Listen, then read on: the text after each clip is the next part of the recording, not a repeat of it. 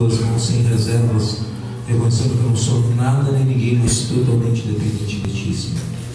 Eu te peço que nessa noite o Senhor use-me conforme for do Teu agrado e vontade, e que eu não apenas diminua, mas que eu literalmente desapareça, para que a Tua glória se manifeste em nome de Jesus. Amém. Todos acharam? Versículo 5 diz: Eis que eu vos enviarei o profeta Elias, antes que venha o grande e terrível dia do Senhor. Ele converterá o coração dos pais aos filhos, e o coração dos filhos aos pais, para que eu não venha e fira a terra com maldição. Até aqui, pode te assentar.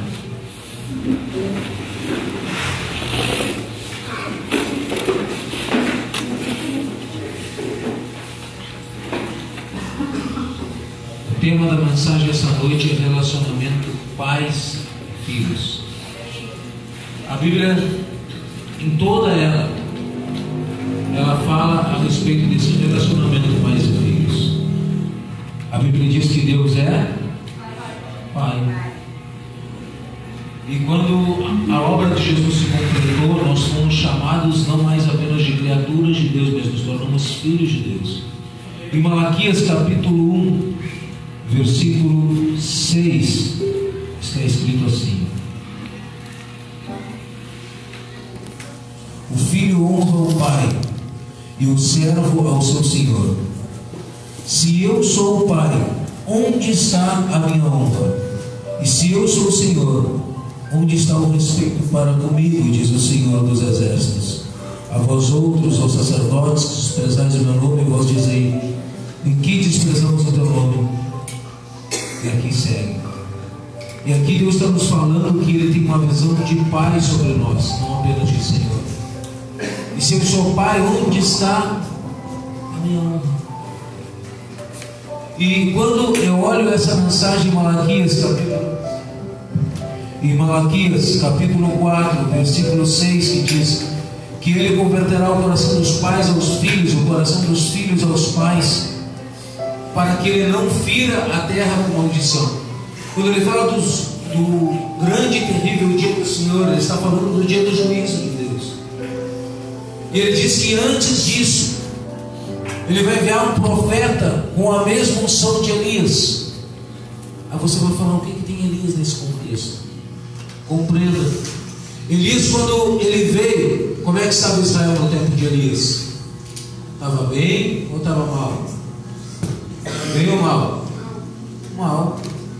O povo estava longe de Deus, o povo estava afastado, o povo tinha se esquecido de tudo que Deus tinha feito, do Deus que tirou eles do Egito, do Deus que enviou a maná no deserto, do Deus que enviou a nuvem durante o dia, que enviou a coluna de fogo, do Deus que enviou as codornizes. O povo tinha esquecido de tudo que Deus tinha feito por eles. Estava adorando a Baal e a Zera, o poste ídolo. Estavam todo o povo mergulhados no pecado da idolatria. Até que surge o profeta Elias e começa a dizer: se arrependam. Se arrependam, se convertam. E aí Elias, ele usa uma frase: se Baal é o Senhor, sirvam a Ele. Mas se é Deus que é o Senhor, sirvam somente a Ele. E Elias vem e faz um desafio no monte. Ele desafia os profetas de Baal e de Azera a prepararem o animal, colocar sobre o altar e pedir fogo. E ele faz o mesmo. E ele diz: o Deus que responderam com fogo, esse será o Deus. Mas o interessante, antes dele colocar o animal em cima do altar, ele restaura o altar. Quantas pedras tinham no altar que Elias restaurou? Quem sabe? Quantas? Falei algo. 12. Representavam o quê? As tribos que representavam o quê? Mais além. 12 pedras que representavam as 12 tribos, que representavam os 12 filhos de Jacó. As tribos se originam dos filhos de Jacó. Elias vem para trazer uma restauração sobre a descendência dos filhos de Jacó. A restauração do altar era uma restauração da herança dos filhos de Jacó. Ele estava restaurando as pedras ali, dizendo: ei, cada pedra representa uma tribo, cada tribo representa um filho. Esses filhos que nasceram debaixo do poderoso mover de Deus, esses filhos que desfrutaram um tempo sobrenatural, esses mesmos filhos, cada um chega um momento que cada um vai para o seu lado, decide seguir o seu próprio Deus, vão se esquecendo do que Deus tinha feito por eles e deixam de dar a Deus a honra e vão buscar consolo em outros deuses. Esquecem do que Deus tinha feito pelos seus pais. Aí Elias vem e restaura as pedras representando as 12 tribos. Ali estão em cima. Por isso que diz: virá o profeta Elias antes do grande e terrível dia. Ele converterá o coração dos pais aos filhos e dos filhos aos pais. Ele vai restaurar essas pedras de novo, vai restaurar os altares caídos de novo. E os altares faziam menção à família. Você tem que ir além do versículo, tem que mergulhar e entender o que aquilo significa. Elias, quando ele restaura os altares, ele está proclamando uma restauração da imagem de família. Por isso que diz que converterá o coração dos pais aos filhos. Não tem como descer fogo do céu se não houver unidade na casa. Não tem. Não tem como eu ser homem ou mulher de Deus aqui se não for homem e mulher de Deus lá fora com os meus filhos. Não existe. É mentira. Elias vem para trazer essa conversão de coração de pais aos filhos e dos filhos aos pais. Você já parou para pensar quem é o patriarca da fé? Alguém sabe? Abraão, pai da fé. No tempo de Abraão, Abraão viveu antes ou depois de Moisés? Sabe? Antes. No tempo de Abraão, existia a Bíblia? Não. Como é que Abraão gerou em Isaac uma paixão por Deus? Como? Como? Mas como? Como que Isaac soube a respeito de Deus? Não entendi. Mas de que maneira? Não tinha Bíblia? Não só atitudes. Como? Falando.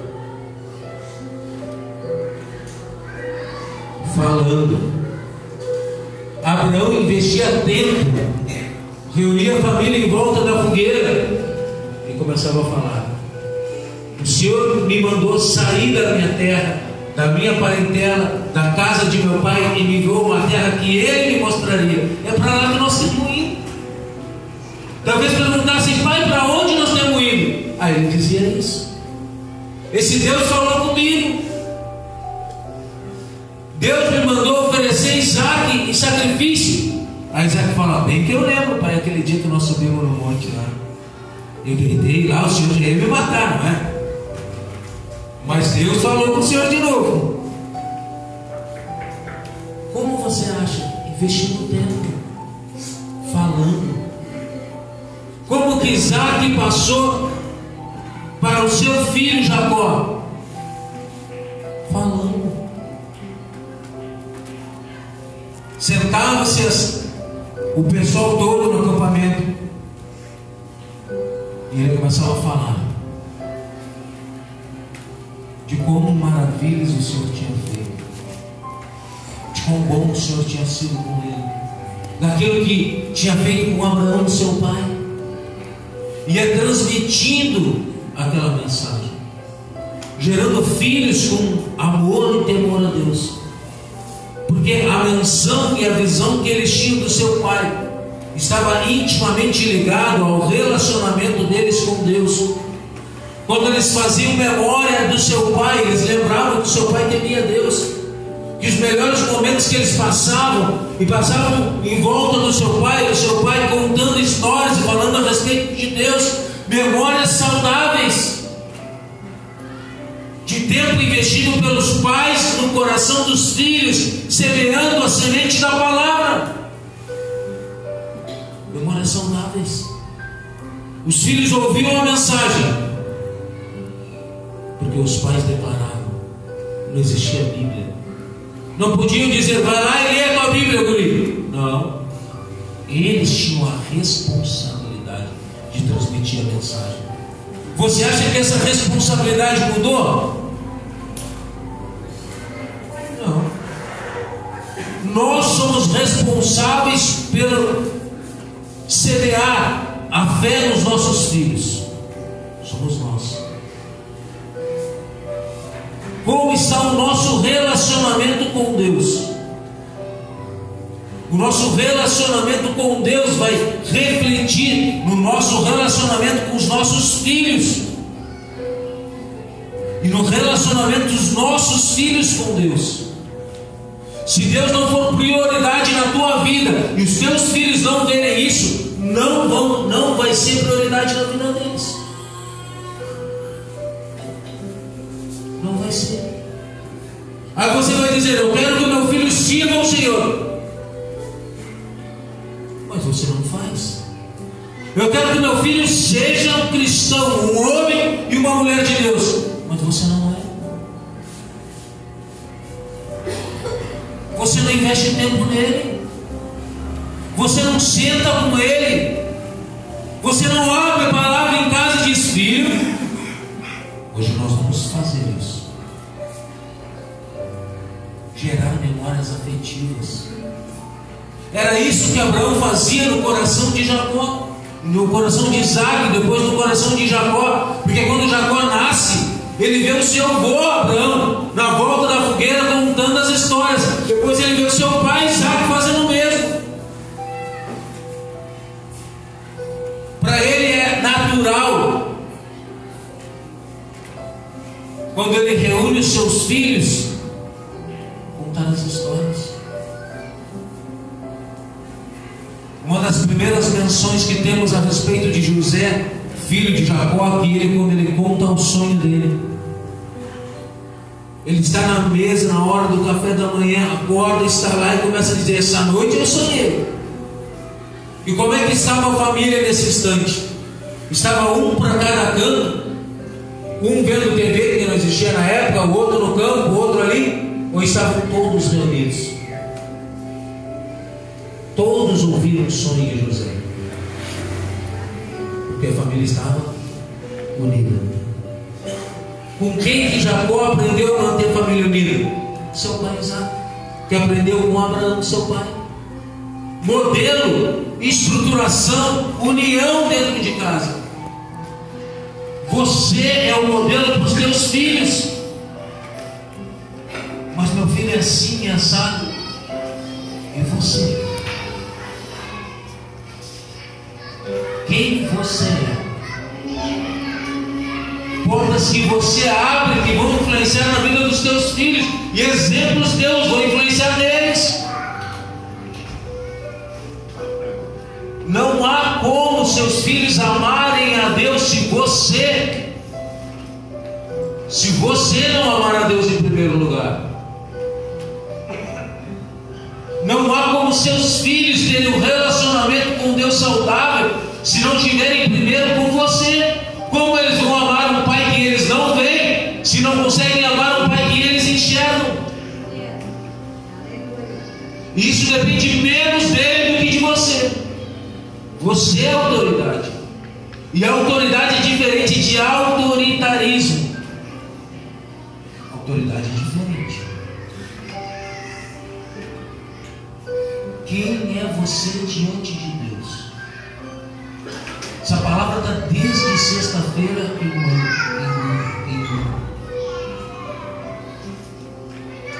É uma conversão de coração de filhos aos pais e de pais aos filhos. Pais apaixonados pelos seus filhos e filhos apaixonados aos seus pais. Filhos que vão honrar pai e mãe e vão prolongar os seus dias na face da terra. Mas eu não concordo com o que meu pai acha. Você não tem que concordar. Você tem que ouvir, baixar a cabeça. Ele é autoridade. Ah, mas eu não aceito que meu pai falou isso e falou aquilo. Não tem. Enquanto ele for a autoridade e exercer o papel de autoridade, você tem que dar ouvidos. Dar ouvidos e honrar. A Bíblia não diz honra teu pai e a tua mãe se eles forem bons. A Bíblia diz honra teu pai e a tua mãe em pouco. É teu dever honrá-los, independente de qualquer coisa. A honra ao pai e à mãe é um preceito para que tu vá bem. A desonra ao pai e à mãe traz maldição, morte precoce, problemas no lar. Porque o que você não faz pelos teus pais, os teus filhos não farão por você. Não farão. Eu vi certa vez uma história de um menino que o seu avô foi morar na casa dele. E o pai levantou uma semana. E depois de uma semana o pai preparou as malas daquele avô e levou e largou numa casa de repouso. Passados alguns dias, aquele filho está folheando uma revistinha que tinha pegado naquela casa de repouso. E aquele pai pergunta: filho, o que você está vendo nessa revistinha? E ele diz: estou escolhendo um quarto para o qual vou te levar quando tu ficar velho.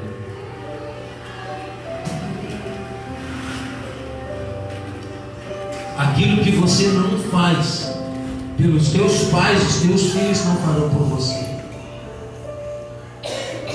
É uma via de mão dupla. É a conversão do coração dos pais aos filhos e dos filhos aos pais. O teu filho não vai ser perfeito, nem o teu pai ou a tua mãe vão ser perfeitos. Mas há um preceito que antecede todas as outras coisas: o amor. Tem que haver amor.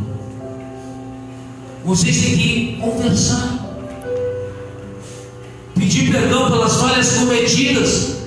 Não é errado o pai pedir perdão para o filho quando erra. Errado é querer viver uma aparência, porque o filho sabe o que acontece no segredo. E se você age de uma maneira como se fosse perfeito e chega para o teu filho e cobra a perfeição, ele olha para você e diz: eu vou até fazer, mas isso é hipocrisia. Agora, se teu filho reconhece a você como uma autoridade, você cobra, ele pode não gostar, mas se ele te reconhece como uma autoridade, vai obedecer. Ele vai obedecer. Mas pastor, não é fácil esses adolescentes são rebeldes. Mas quanto tempo você investiu, não quando ele era?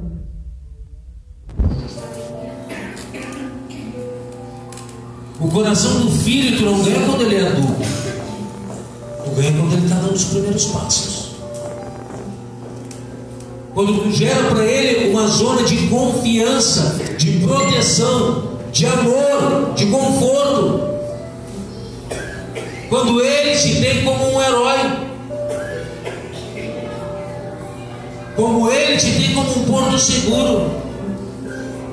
Você ganha o coração do seu filho quando ele é pequeno. E ninguém mais nunca mesmo vai conseguir roubar o coração dele. Ninguém. Ele sempre vai ter dele um coração voltado para você. Você ganha o coração dele quando ele está aprendendo as coisas e olha para você como um referencial, como um amigo, como alguém que ama. E ninguém nunca vai conseguir colocar na cabeça dele que você não ama. Se você me ver meia hora com os meus filhos, você vai ver que eu falo para eles que amam toda hora. E a disputa é: eu te amo mais. Aí eles falam: eu te amo mais. Eu digo: eu te amo mais. Aí eles dizem: eu te amo primeiro. Porque eu não quero que haja dúvida. Se amanhã depois, quando eles crescerem, alguém disser: teu pai não te ama, não. Eu já ouvi tantos eu te amo a mais do que isso que você está me falando, que não tenho dúvidas. Você vence as crises com amor. Você vence as crises com um abraço. Quantos pais têm filhos envolvidos com drogas? E às vezes pela persistência, por não desistirem, por abraçarem, mais cedo ou mais tarde quebram aquele jogo. Com amor. Quando ele olha para você e diz: não, eles não vão desistir. Eu tenho para onde correr. Eu tenho um ponto seguro. Eu não estou sozinho. Você deve ser o melhor amigo e a melhor amiga dos teus filhos. Que eles não vão procurar lá fora alguém para falar aquilo que eles devem falar para você. Porque isso é sinal do coração dos filhos não está voltado para os pais. E esse ambiente é criado pelos pais. Os filhos são a consequência, os pais são a causa. Aí você vai falar: mas tem pais bons que os filhos saem. Exceção. Mas quando você investe tempo, amor, é diferente. Investir amor não é dizer sim para tudo. Mas investir amor é saber a maneira e o tempo de dizer não. Você sabe repreender.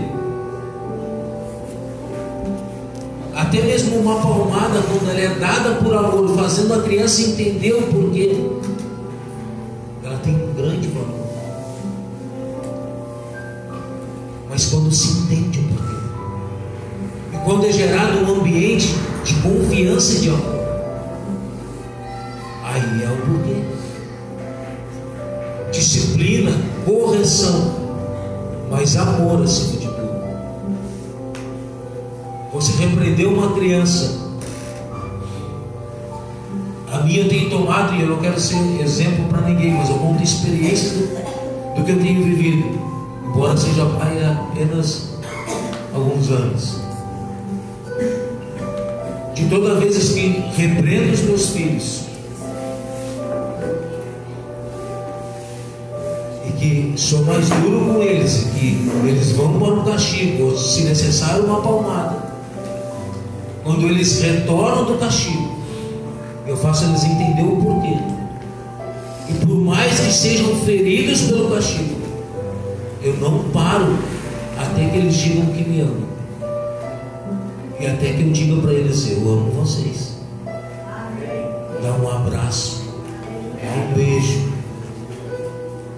Aí dizem: mas estão bravos. Mas a ira deles não pode ser maior do que o amor. Não pode. Aí daqui a pouco já nem lembram que estiveram de castigos, mas compreendem o porquê estiveram. Já não tem a ira por terem sido repreendidos, mas já estão brincando. E outro dia dizem: não, isso eu não posso fazer. Amor.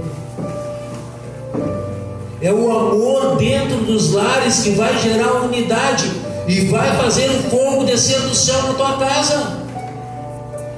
A restauração do coração dos pais aos filhos e dos filhos aos pais. Vivemos uma geração onde a juventude questiona a ordem dos pais. Diz: não, vocês não sabem, vocês são ultrapassados, vocês não sabem de nada. Se cortou honra, pai e mãe. E ao mesmo tempo os pais dizem: não, nós é que sabemos. A Bíblia diz: pais, não retém vossos filhos. Vivemos uma geração onde o diabo tem investido sobre os nossos filhos todos os dias. Vez por outra eu posto no grupo da igreja ali, você que não está em vídeos que estão sendo disseminados na internet para atacar nossas crianças. Vídeos demoníacos, satanistas, com imagens e figuras de crianças, imagens e figuras de desenhos para atrair a atenção das crianças, vídeos que incentivam o suicídio e todo outro tipo de bestialidade. E você dá o celular e não vigia, coloca o computador na frente e não vigia.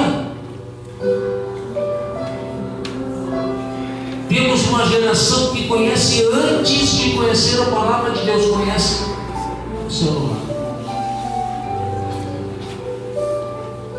E achamos que é saudável.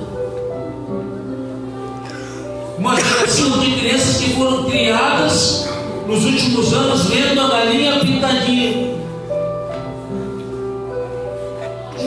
Os pais botavam o carrinho ali e diziam: vê. E diziam: está tudo bem, é infantil, é inocente, e eu posso fazer as minhas coisas na casa. E o meu filho está invertido ali. E às vezes nem tinham mais nada para fazer, mas queriam tirar tempo para si. E diziam: coloca ali e fica. E se parou de ter a responsabilidade de investir tempo nos nossos filhos. De parar e dizer: não, peraí, esse tempo eu tenho que passar com os meus filhos. Organize o seu dia para pelo menos meia hora você passar com os seus filhos. Se possível mais, mas comece com meia hora. Comece vendo um desenho com eles, se ainda pode. Um programa que eles gostam.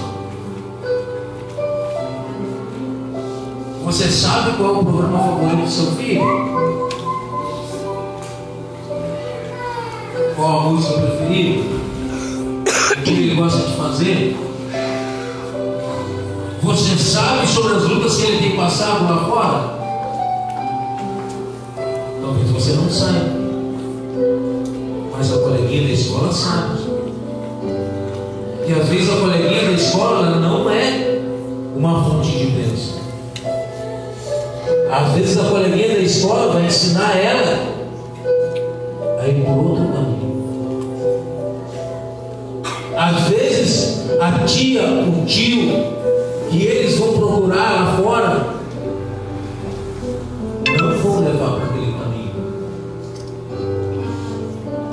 Às vezes a tia, mãe de uma amiguinha vai dizer: não, teu pai e tua mãe são perdidos, fala para a tia aqui. E ela encontra refúgio em outro lar que não dela. E aquela criança vai crescendo e você não está vendo. E o que nós estamos perdendo? Os melhores anos enquanto você pode estar com eles. Aí o teu filho diz: não vou à igreja. Você diz: então fica em casa. Não. Você vai sim. E vai prestar atenção. Vai me dizer tudo que foi entregado.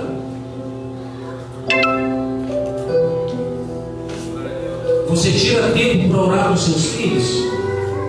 Você tira tempo para cantar um louvor com os seus filhos por dia? para ler um pedaço da palavra?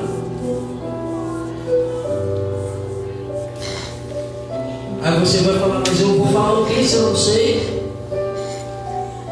É vergonha dupla, você tem que ler. Mas eu não entendo, não existe. Se você ler Mateus, Marcos, Lucas, João, não tem que entender a história, é só contar. É os milagres de Jesus, é quem Jesus foi, o que ele fez. Às vezes damos desculpas. Você pode dar uma desculpa para mim, dar uma desculpa para o vizinho, uma desculpa para o esposo, para a esposa, mas para Deus não. Deus sabe o tempo que você passa no celular, nas redes sociais, e o tempo que você passa lendo a Bíblia. Deus sabe o tempo que você passa vendo um jogo, jogando videogame, vendo filme, vendo uma novela, e o tempo que você passa na presença do Senhor e que passa com os seus filhos. Aí você fala, eu não tenho tempo. Não, tempo se arruma. Quem quer arruma. Se teus filhos forem prioridade na tua vida e Deus for prioridade na tua vida, você não vai esperar ter tempo para estar com eles. Você vai começar estando com eles e o resto você vai estar tendo.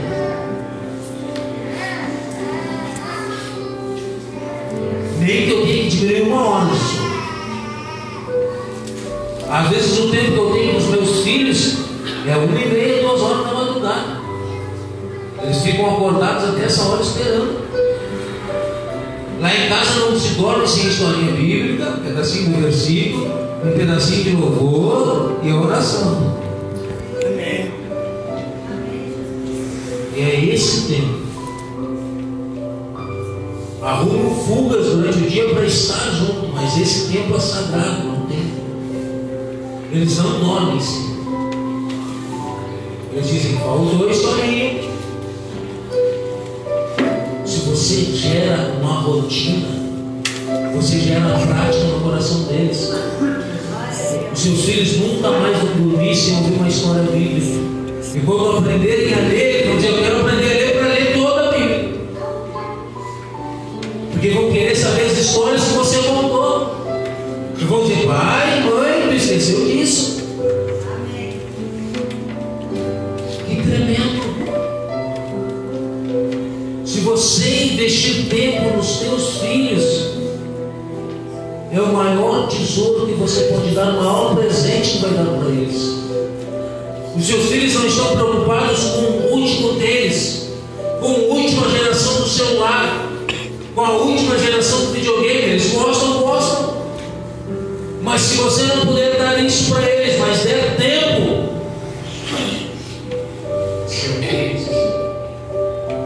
não é difícil você ganhar o coração de uma criança. Menino, dá uma bola de futebol e sai chutando. Mesmo que seja aquela plástica do 99, ele está feliz da vida. Se o pai estiver jogando bola com ele, mas pega o bolinho de gude, nem sei se ainda vende, meu tempo tem que ir.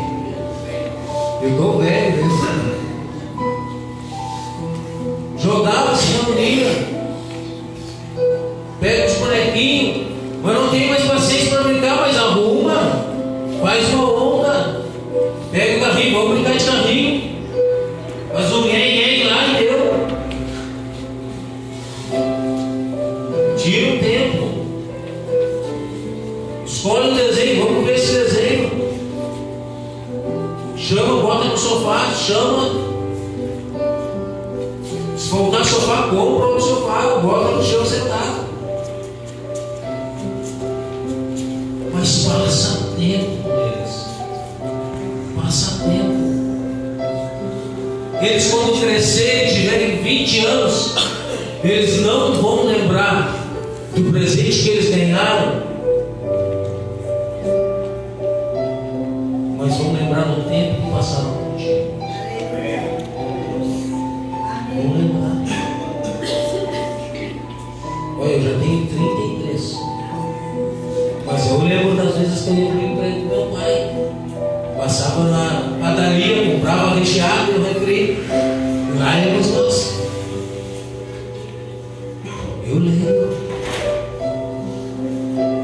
das vezes que nós saímos para dar uma volta, ficaram marcados. Agora, se você me perguntar os presentes que eu ganhei, eu vou lembrar de 2 ou 3. Mas o tempo está todo guardado. Aonde você tem investido nos seus filhos? Coração não se compra. Sentimento não se compra. Se você quer ganhar o amor dos seus filhos comprando eles, você está gerando neles algo desprezível. Quem é que se vende por um período de tempo em troca de dinheiro? Quem é? Quem? Prostituta. Você está gerando um coração de prostituição dos seus filhos, que acham que podem trocar o tempo por dinheiro. Não precisa receber carinho, não precisa receber amor, é só um pagamento. É esse o coração que tu quer gerar nos teus filhos? É esse o coração? Que alegria é quando você pega o seu filho e diz: filho, vamos para a casa de Deus. Filho, vamos para lá. E você traz a sua menina e diz: vamos entrar na dança. Vamos desenvolver a amizade. Você gera alegria. E eles veem em você o brilho quando você está na presença de Deus. Eles um dia vão crescer e vão dizer: eu quero servir o Deus dos meus pais. Foi isso que aconteceu com Isaac. Foi isso que aconteceu com Jacó. Eles viram o brilho de Deus na vida dos seus pais e o amor e paixão que seus pais tinham por Deus, e seguiram o caminho. Olha o que aconteceu com Ofni e Finéias. Alguém sabe quem são? Sim. Quem foram Ofni e Finéias? Filhos de Eli. Eli foi um bom pai?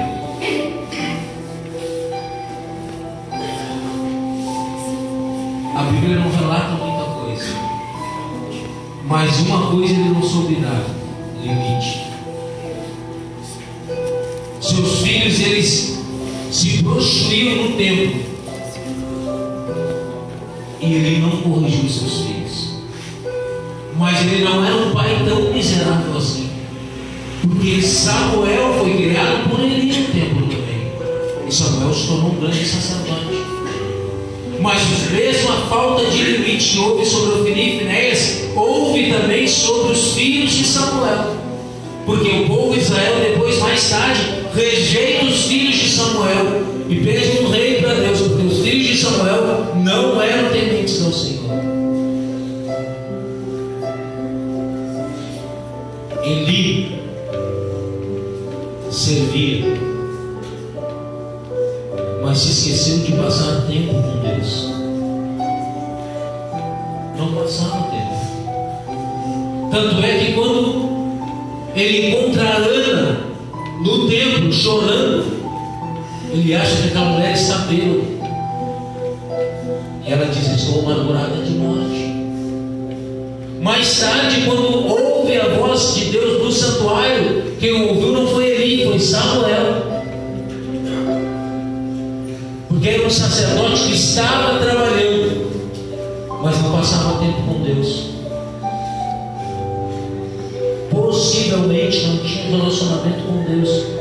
Seus filhos olhavam para ele e era um reflexo do relacionamento dele com Deus. Samuel foi criado por Eli, mas uma vez por ano vinha Ana, e Ana chegava lá e tinha ensinado o seu filho o valor de honrar a Deus, porque entregou ele para serviço do templo, amou ele. primeiro filho da Esther. Mas disse: filho, eu fiz uma promessa para Deus. Deus abriu a minha madre, você é o milagre de Deus. E eu vou honrar Deus, eu vou te entregar aqui. Embora passassem 364 dias por ano, vendo o mundo decaído, a depravação dentro do templo, uma vez por ano a chama se acendia, porque sua mãe vinha e dizia: Deus é bom, você é o milagre de Deus, Deus tem projeto na tua vida, tu foi separado desde o ventre. Ele não se guiava por aquilo que ele via à sua volta, mas o seu relacionamento com Deus estava ligado na figura da sua mãe. A sua mãe buscou a Deus e ele foi gerado. A sua mãe buscou a Deus e gerou a descendência. E na busca por Deus que ele aprendeu com a sua mãe, ele não falhou um dia sequer da sua mãe. O que lhe faltou, o que ele não pôde ter, um modelo de pai. Porque na época da maturidade dele, o modelo de pai que ele teve foi ele. E ele não soube dar limite aos filhos. Samuel também não soube dar limite aos seus filhos. Ofni e Finéias, filhos de Eli, perderam tanto o temor a Deus que um dia levam a arca da aliança por meio de uma batalha, achando que o simples fato da arca estar ali estava tudo resolvido. Perderam a guerra e a arca foi saqueada. O filho que nasce de um deles ganha o nome de Icabote. Significa foi-se a glória de Deus. Filhos desobedientes que desonraram o seu pai Eli, porque não valorizaram aquilo que Deus tinha colocado sobre a vida do seu pai. Seu pai podia até não buscar a Deus, mas procurava ser um homem reto. Eles não apenas não buscaram a Deus, como foram totalmente perversos. Desonraram seu pai. Tiveram filhos que nasceram de debaixo da desonra, com um nome amaldiçoado. Exemplo. Quem sabe se ele tivesse sentado com seus filhos e falado do Deus de Israel que estava ali, tivesse explicado o que a arca da aliança significava, do quão poderoso era aquilo, do quão santo era, que não podia ser profanado e tocado de qualquer maneira. Quem sabe tivesse gerado filhos tementes a Deus. Se seus pais tratassem como santo aquilo que era santo e não como comum, eles teriam entendido o recado. Olha para Abraão, gera filho apaixonado por Deus. Olha para Isaac, gera filhos patriarcas das tribos. Olha para o maior rei de Israel até Jesus, foi o rei Davi. Davi foi um bom pai? O que vocês acham? Foi ou não? Sim ou não? Quem acha que foi bom? Levanta a mão. Arrisque. Quem acha que foi ruim? Tá, não, alguma opinião vocês têm que ter, chutem. Mau pai. Apaixonado por Deus, sim. Temente a Deus, sim. Mas não investiu tempo na vida dos seus filhos. Compreenda. Você passar tempo com seus filhos, mas não passar tempo com Deus, gera Ofni e Finéias, depravados. Você passar tempo com Deus, mas não passar tempo com seus filhos também, vai gerar os futuros Absalão. Porque você não passou o tempo investindo sobre os seus filhos aquilo que você recebeu de Deus no céu. Davi, o homem segundo o coração de Deus, gerou um filho que estuprou a própria irmã. Gerou outro filho que matou o seu irmão. Gerou um filho que dormiu com todas as concubinas dele, expulsou ele do palácio e queria matar ele. O homem segundo o coração de Deus.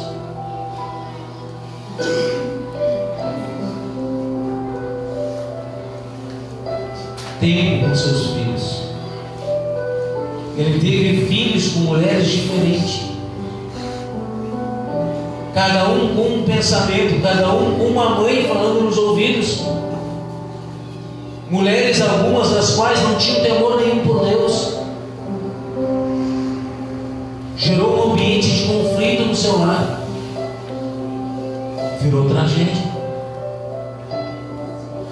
Embora fosse um homem segundo o coração de Deus, viu 4 dos seus filhos morrer e uma ser estuprada. Tragédia no meio dos filhos.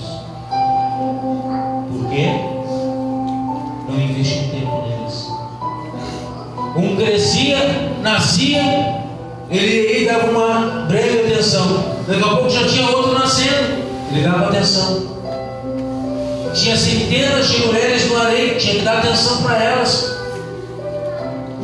Homens que se acham os garanhões lá fora, não tem tempo para estar com seus filhos.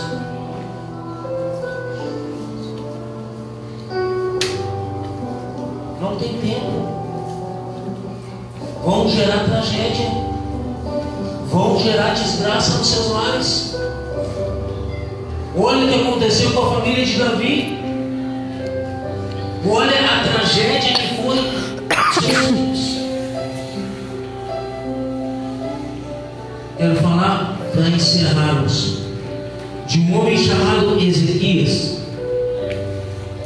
Esse homem foi um homem temente a Deus no princípio. Um homem tão temente a Deus que quando chega o exército de Senaqueribe, ele pega as cartas de afronta, apresenta diante de Deus, e Deus dá vitória contra um exército muito maior que o dele. Mas o coração desse homem se enche de soberba, e ele começa a achar que ele que estava fazendo as coisas. Aí um dia vem um visitante e ele abre as portas do palácio e mostra: olha aqui, como é bela a minha casa, como é belo os meus tesouros, como é belo o templo. Soberba. O que aconteceu? Quando aquele homem sai dali, o mensageiro da Babilônia, o profeta entra na presença dele e diz: o que tu mostrou da casa? Ele diz: mostrei tudo. Não houve nada da minha casa que eu tivesse deixado em oculto. O profeta diz para ele: por causa disso, os teus filhos serão levados em cativeiro como eunucos, servirão como escravos numa terra distante, e tudo isso que tu apresentou será levado embora da Babilônia. Mas isso não acontecerá nos teus dias, mas nos tempos dos teus filhos. Aleluia. E sabe o que esse homem disse? Você acha que ele gostou ou não gostou da mensagem? Gostou ou não? Gostou. Ele disse: já que não é bom essa palavra, não é que eu tenho como morrer em paz. Era um pai preocupado com o próprio umbigo, não estava interessado se os filhos iam se lascar depois. Ele queria saber dele morrer em paz. Aí a Bíblia diz que depois dele, quem vai reinar no lugar dele é Manassés, seu filho. E diz que o filho dele foi mau, levantou os altares que Ezequias tinha destruído e abandonou o Senhor. Por que ele abandonou o Senhor? Porque seu pai foi um egoísta. Porque o seu pai se lascou para ele. Como é que ele ia buscar um pai que era um Deus que era pai, se o modelo de pai que ele tinha era um modelo decaído? Não tinha como. Você tem responsabilidade responsabilidade sobre o futuro dos teus filhos, Deus. Você tem. Você é responsável pelo serviço de Deus na vida dos teus filhos. Se você gerar nele esse coração, investir tempo para estar com eles, não tem. Não tem mesmo. A Bíblia diz: ensina a criança no caminho que deve andar. O que mais? E quando crescer, não se apartará dele.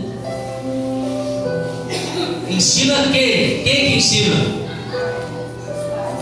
Os pais. É os pais que ensinam.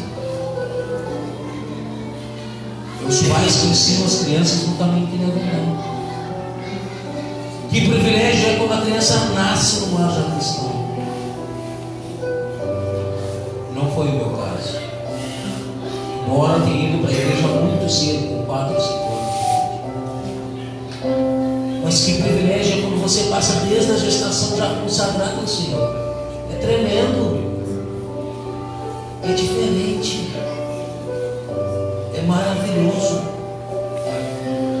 Mas quem tem a obrigação de ensinar o caminho é os pais.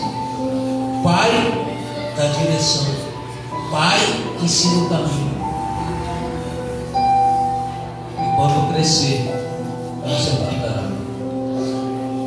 Se nossos filhos se apartam, é porque nós não ensinamos. Ou se você se converteu quando seus filhos já eram grandes, vai ser mais difícil.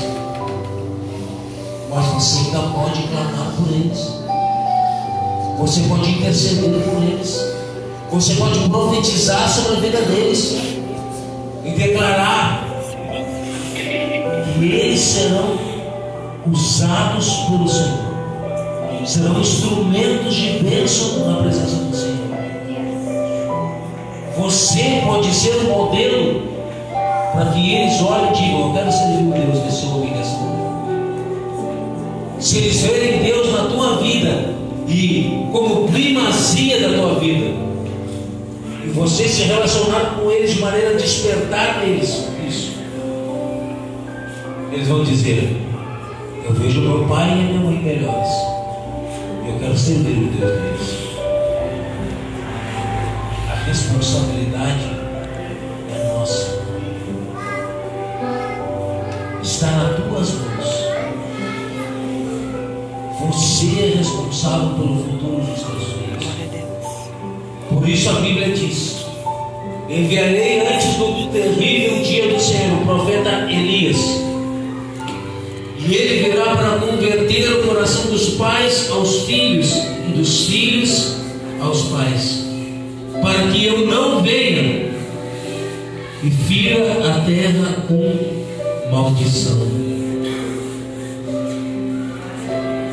Quando há divisão entre pais e filhos, a maldição cai sobre a face da terra, porque falta unidade.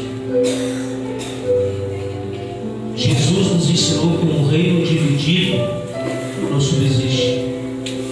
Uma casa dividida não subsiste. Escolha andar juntos. A Bíblia diz que bom é que sejam dois. Se um cair, o outro chuta. É isso que diz. Se um cair, o outro enterra de uma vez. É isso? O outro levanta. Bom é que sejam dois. Se for 3, melhor, porque um cordão de 3 dobras quebra mais gente. Quanto maior unidade há na sua casa, melhor. Talvez na sua casa sejam convertidos apenas você e seu esposo. Os filhos ainda não sejam. Quando eu era pequeno, tinha um joguinho chamado War. É um negócio assim, significa guerra. Alguém jogou esse joguinho? Alguém jogou? Não é do tempo de vocês? Não é? War. mestre, tem a guerra, tem que ir avançando nos territórios. Nenhum de vocês jogou. Ninguém. Me senti muito velho agora. Mas meu Deus, tá louco. Tá louco, tô muito velho mesmo. E joguei consistia em quê? Você ganhava no começo do jogo um exército de uma cor, amarela, vermelha, preta, branca. E você sorteava as cartinhas, e as cartinhas determinavam os territórios que você poria o seu exército. E o objetivo do jogo era conquistar territórios e ganhar mais pecinhas para você. A sua casa é um território. Talvez hoje sejam apenas 2 convertidos. Mas se você entrar em guerra, não natural, mas espiritual, a Bíblia diz que as armas da nossa milícia não são carnais, mas espirituais, poderosas em Deus. Você entra em batalha e começar a lutar. Daqui a pouco já não vai ser 2, vai ser 3. Agora já são 3, já são mais fortes. Daqui a pouco já não vai ser 3, vai ser 4. E assim você vai expandindo dentro territórios. Vai chegar um momento que tu e a tua casa vão estar salvos. Amém? Aí você vai conquistar o território das outras casas. Você vai bater nas portas lá e vai avançar a conquistar a casa. E começa ganhando um. Guerrear pelos outros. Ganha outro, e outro, e outro. Conquistou outra casa.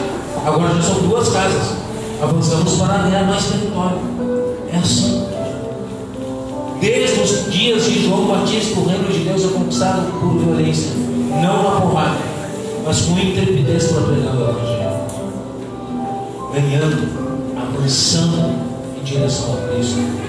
Que nessa noite possamos restaurar os nossos lares, restaurar as pedras que estavam caídas, restaurar os relacionamentos de pais e filhos, restaurar e compreender que família é o projeto mais importante de Deus na face da Amém? Coloque em pé nessa noite então. Feche as mãos.